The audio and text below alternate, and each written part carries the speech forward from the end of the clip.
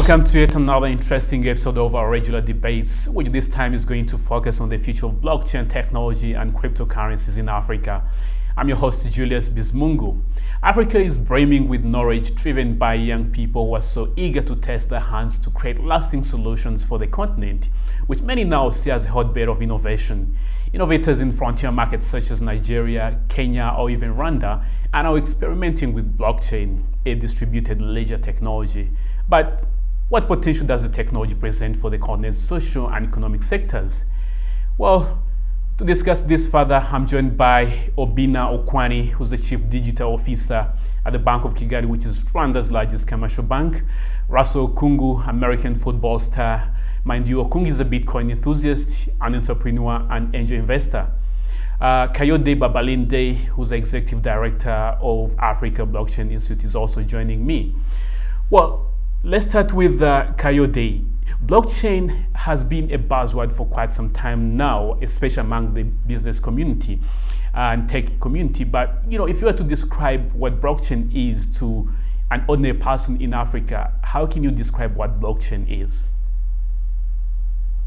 All right, thank you. Blockchain is a distributed ledger. When businesses are run, we record our transaction of each expenses coming in and what we're spending on the ledger. But in that case, the centralized ledger means it's only located or accessible by the authority or the owner of the ledger. But on the blockchain, it is spread across board, across servers and across nodes, meaning anybody and everybody on that network can access that ledger. And because the blockchain, what makes the blockchain is because it is secure, it is immutable, and also transactions are very fast, like the existing traditional system of making transaction or doing business. So to a layman, blockchain is actually a decentralized technology or a ledger that allows you to do transaction in a secure and a very immutable way. Great. So let me come to you, Obinna. Do financial institutions such as banks really understand what blockchain is? Do they even care about it? Yeah, thank you, Julius. Pleasure to be on board. I think the easy answer is no for the most part, but I think things are changing at a rapid pace. JP Morgan, Fidelity, BNY Mellon, even Citigroup just published a 110-page position paper on blockchain, which was quite positive and forward-looking. So it's been slow, but I think we're at a tipping point now where the largest banks are leading the way in the space. And I think this year, if you're a technology executive at a bank and you haven't published your blockchain strategy to the board, you might attract some nasty looks. So we have so much to learn, but we're all looking forward to figuring out exactly where we fit into this money revolution. Great. So let me come to you, Russell. One of the popular applications of blockchain is actually Bitcoin, and yourself, you have demanded to be paid in Bitcoin, and I think recent news really indicate that you currently get half of your $13 million salary in Bitcoin. Why should anyone care about Bitcoin? Yeah, that's a really good question. So I think a lot of buzzwords will be thrown around, like blockchain, ledgers, and a lot of jargon and all these types of things. But I think the most important thing to come across is Bitcoin. Bitcoin is a 10x, 100x better product. It's superior money, uncensorable, unseizable, unfreezable, permissionless, borderless money, right? They can handle final payments, international payments all across the world, right? And so my question to every single African, whether it's in the motherland or diaspora, is when, right? When?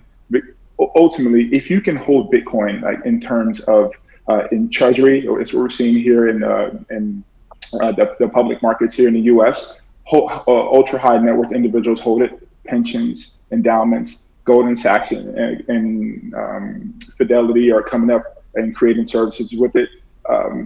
It makes complete sense. And it's just a matter of time between when central banks decide that they're going to hold it onto their balance sheet, right? Because ultimately it comes down to belief in the dollar, right? And then that dollar will hold on to the stability. And then that may not necessarily be the case anymore, right?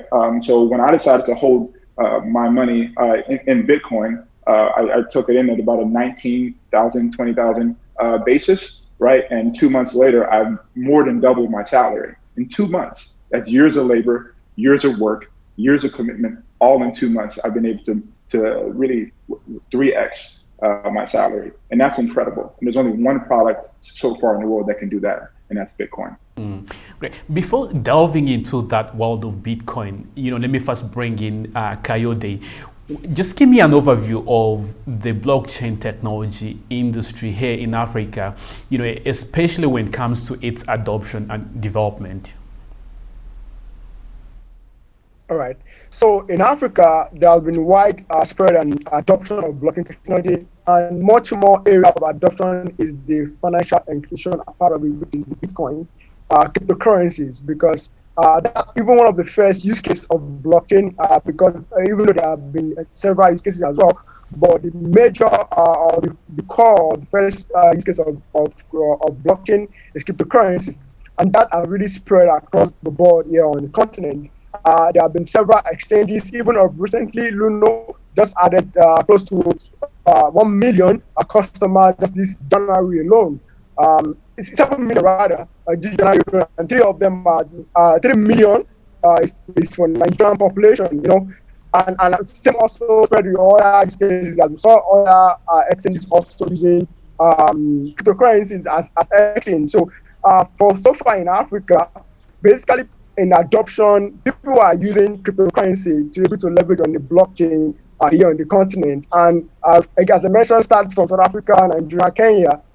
Those are the main reasons why people are using blockchain, basically cryptocurrency. And people can now extend use case to other areas like health, supply chain, and also real estate, and also agriculture as well. Great. You spoke about the financial industry as one of the very quick adopters of, the blockchain technology. And I want to bring in Obi. When you look at the nature of blockchain technology, how likely do you think it's going to disrupt either the banking or the entire financial industry, if ever that is going to happen? Yeah, so I think whether or not it disrupts, I think it's a combination of how well the existing, how well the incumbents like my own bank and other banks around the world adapt and are relevant. I think if you look at what blockchain is, it's an evolution of money. It's changed, since the beginning of human history. Banks hadn't always existed, even though every human society always found a way to store value. Right, and over time, the way we did that evolved. At a point in time, it was cowrie shells in some places. In other places, it was carvings. Eventually, we landed at gold and silver, and then we eventually moved to paper fiat currency, and now we're moving into the digital realm. Right.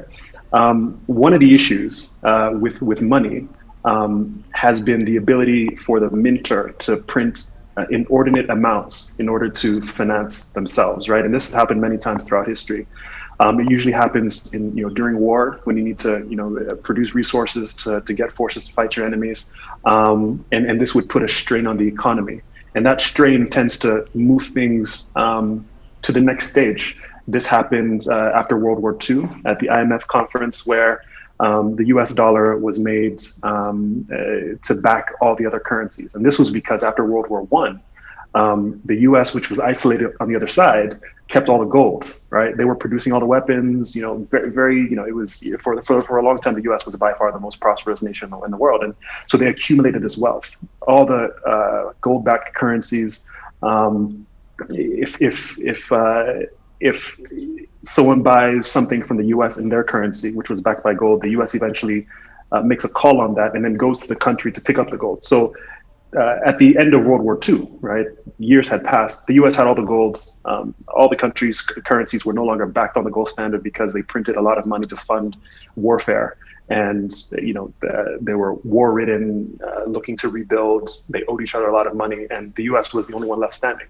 And so the US became the global standard because it was on the gold standard. And less than 30 years later, the US currency left the gold standard because they could not keep up with the demand. Now, if you look at where we are in 2021, we're coming out of, in fact, we're still very much in another huge shock to the global economy, coronavirus. And the US has printed trillions, the world has printed trillions of dollars to keep their economies afloat, right? And what happens when there's too much money in the system? It devalues. So blockchain, crypto, it offers a solution because no one person owns it, so no one can just print money, right? I cannot be a nation and say, all right, so I have dollars, I have francs, I'll just print a bunch so I can fund infrastructural development, and then anyone that holds my currency loses because it devalues. It is resistant to that kind of inflation, right? It's limited. There will only be ever 21 million Bitcoins in the whole world that we all have to share. And every other currency, every other crypto that's released has the same kind of model: 1 billion minimum or maximum, 2 billion maximum, etc. Now, banks, our position, it's complex, but in short, in this day and age, a central bank, the central mint, the central entity that maintains the ledger, right? So who has this amount of money? The bank says, I have this amount, therefore I have this amount, right? Unless you have cash in your house, the number that shows up when you open your bank account application is how much money you have. And the central bank provides the currency, right? That fuels the economy. And then, us commercial banks, where we are part of the node of that large network that helps to distribute and store that money. If you introduce a system that circumvents the central bank, suddenly you ask the question, well, what are banks for, right? I have my money on a flash drive, or I have my money on my cell phone, or on my browser, on my laptop, right? You can have a wallet anywhere. You could have $1 trillion worth of Bitcoin stored on a device smaller than your Apple Watch, right? Now, I think banks, they remain relevant because we have found ways, or we specialize in custodianship of various valuable things. So for fiat currency, we help you store it in our bank, right? You can always access it when you want, just prove that it's you. Many banks around the world have storage lockers. So if you have land titles, precious jewels, you can store it at our bank.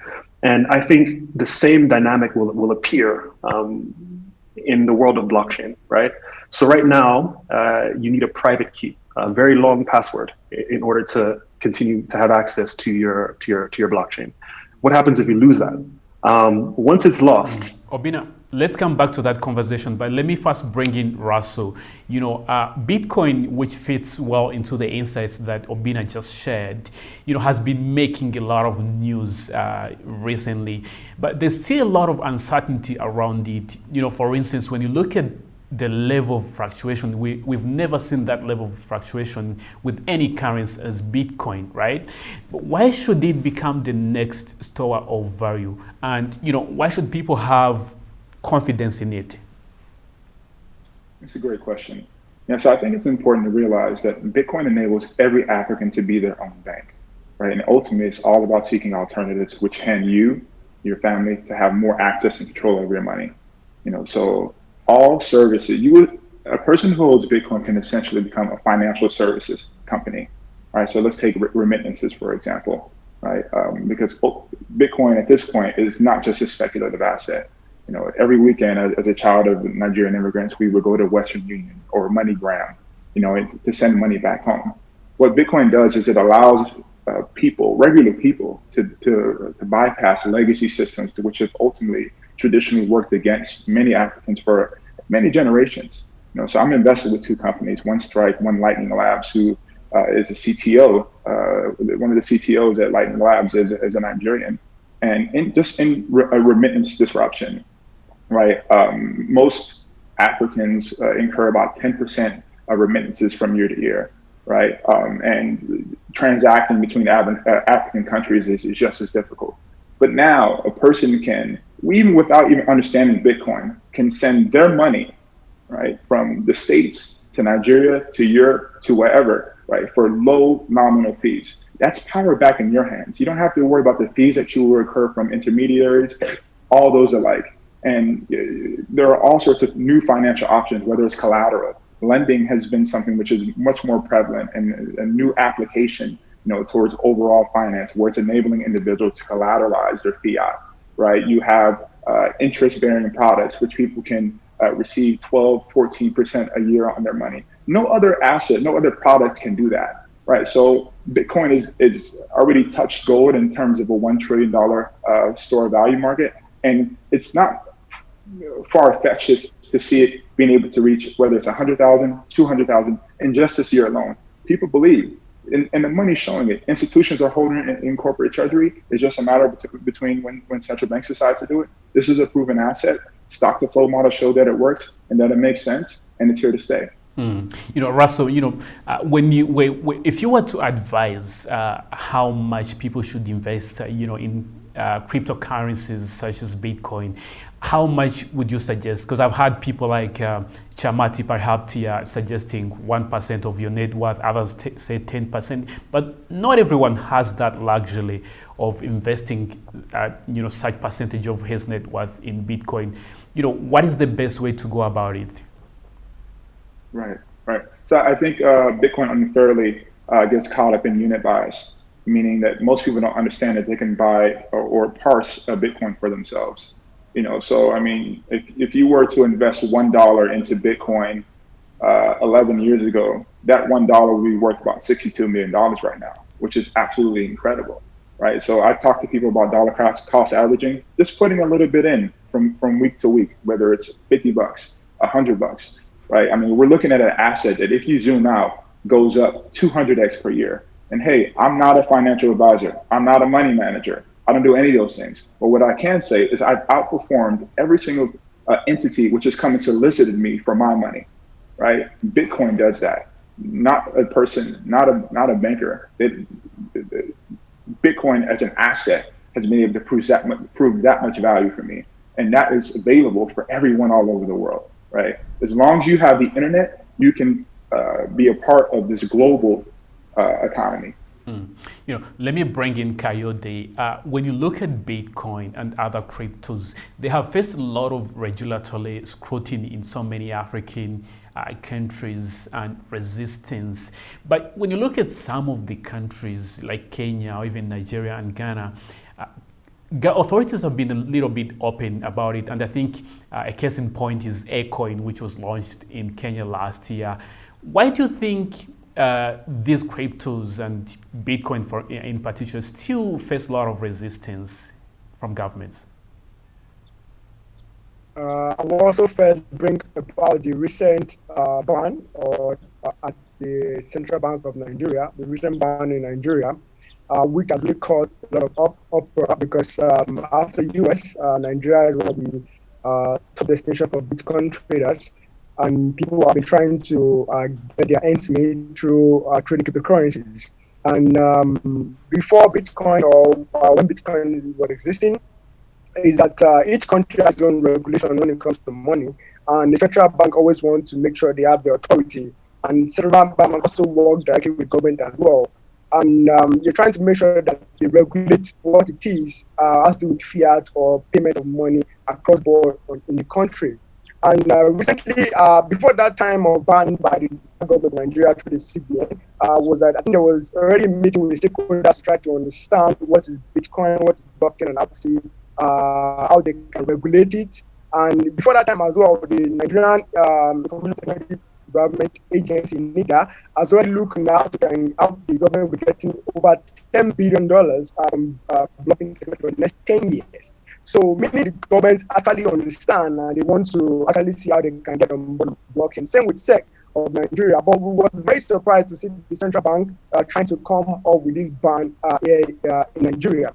So that's the first point when it comes to regulation in Nigeria or in Africa.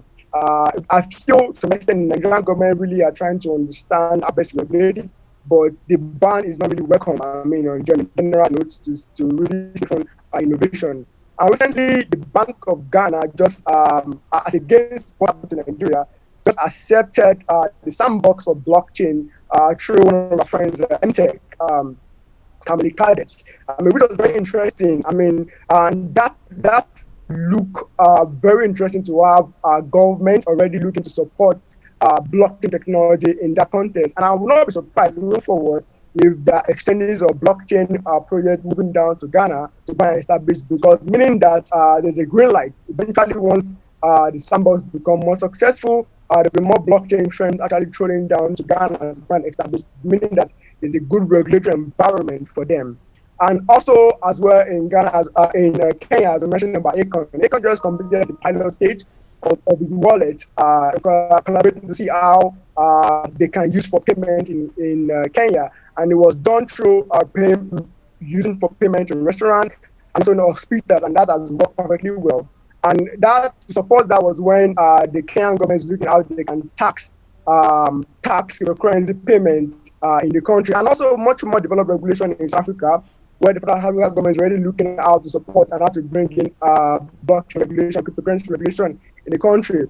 So far in Africa, I mean, it was neither here or there. I mean, up back and forth. Some countries are actually supporting this innovation, while some countries are actually against this innovation. And I'll give an example of some of this country, and even go as far as northern part of Africa, like Egypt or Morocco. I mean, those guys are totally banned the use of cryptocurrency. And while in Tunisia also, they are looking to central bank digital currency as well. So the regulatory environment is very lukewarm, but what we advise in terms of opinion to the central bank and also the government of this country to see how they can have a sit down with stakeholders and understand what they are doing with it and how they can even support this innovation, because everybody stand benefit to gain on cryptocurrency, as Russell has mentioned. So be it the government, be it individuals, be it businesses, be it media houses, we all have a benefit to gain on this cryptocurrency, and the regulatory environment should be fair enough to allow innovation to thrive, and we will be benefit from this innovation. Thank you. Kayode, I want before we leave this, we tend to limit the conversation on cryptos, but there's so much more with blockchain, and I know your institution does a lot of work around that. Tell me how likely that blockchain technology is going to disrupt industries such as logistics, pharmaceutical industry, mining, and education. Yeah, so just like every technology evolves and the development that come on board. Even aside from technology, there's artificial intelligence, there's machine learning, there are several. But much more important is all these things also has to do with data. And data is very important, especially in these days of pandemic where everybody's going online to get their businesses done. This data, whether being transactional or being important document for organization, need to be well secure. So, and where can it secure if not on the blockchain? And even most present part is right now is that you can even go ahead and create your own private blockchain to store this data. So, the future of blockchain is really very bright. I mean, in terms of data securing your data resources, I mean, to make sure that it's not tampered and nobody else is trying to use your data or steal your data for something else. And much more is now that the African Union is looking about the centralized payment for the continent to make sure to ease trade on the continent, and to make that also much more stronger on the continent. Use of blockchain and also coming up with the cryptocurrency for easy transaction and trade on the continent. And as an institution, we're actually supporting startups and also individuals that are trying to see how they can come on board on the blockchain. More recently, right now, we are even actually working with students across the continent with our campus blockchain hackathon. That started with, in January, and we are so pleased to have the support from the government of Rwanda, through the Ministry of ICT and the Rwanda Information Society Authority, to support us to work with students across the continent to see how they can come up with their new ideas. And we are very surprised to welcome as many ideas from the students. They are working on digital identities, some are working on financial. Kayode, I'll come back to you later. I want to bring in Obinna. There's something special about blockchain, which either you talk about the decentralization of its nature, whether you talk about the fact that it is immutable and the kind of transparency that comes with it. How comes that so many governments and so many financial institutions don't see this, especially in Africa right now? Yeah, you're right. I think it's counterintuitive, technology that exists outside of all traditional known systems, right? And there's no governance, there's no one person in charge. So how can that be transparent? Well, the key to transparency lies in the blockchain itself. I mean, the blockchain is, like Kayode said, like Russell said, it's a ledger. Every transaction that takes place is on that ledger. And every person that has Bitcoin has a piece of that ledger. So if you were able to read what was on the ledger, you would see that, oh, I sent money to Russell, Russell sent money to Kayode. It's all there for everyone to see. Now, our names won't be there, but our Bitcoin addresses will be, or our Ethereum addresses. There are many, many, many thousands of cryptocurrencies out there outside of Bitcoin, and so you can very simply trace. The audit is automatic. It's built into the technology itself. Now, the reason why I think governments have an issue is because it is something that you cannot control by its very nature. But even that notion, I think, is a bit wrong. There's something that I believe. I believe that blockchain and cryptocurrency, it abhors bad governance. The most valuable currency is trust. And this is what makes Bitcoin so valuable, because they've built it such that you kind of achieve the zenith of trust because everything is open. There's no need for trust if you have all the information, and that's what blockchain helps us achieve. Now, a government, I think we're out of time. I'm sorry, we're out of time, but I want to give 30 seconds to Russell before we wrap up. Just tell me, where will investors like yourself be looking at? Well, Bitcoin is king, right?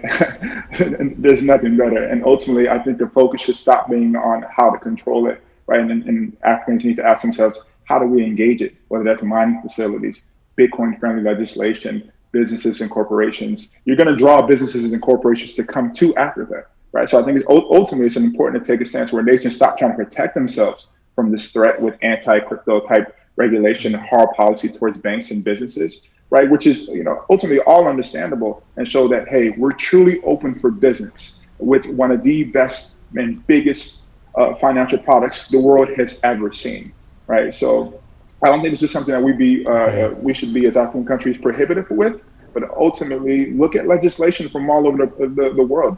Belarus, Singapore, and my advice would be to take advantage point in which you look at the taxation and with mining, trading, and all those other things, and the gifts, Bitcoin gifts, inheritances, and offer really low taxes, if any. So Bitcoin will always remain king. It's built on brand. It's built on ability. Well, go ahead.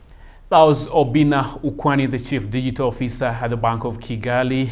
Russell Okung, American football star. Mind you, Okung is a Bitcoin enthusiast as well, and an entrepreneur. And then Kayode Kabarinde, the Executive Director of Africa Blockchain Institute. That's all we had for today's episode. See you next time. You are with me, Julius Bizimungu.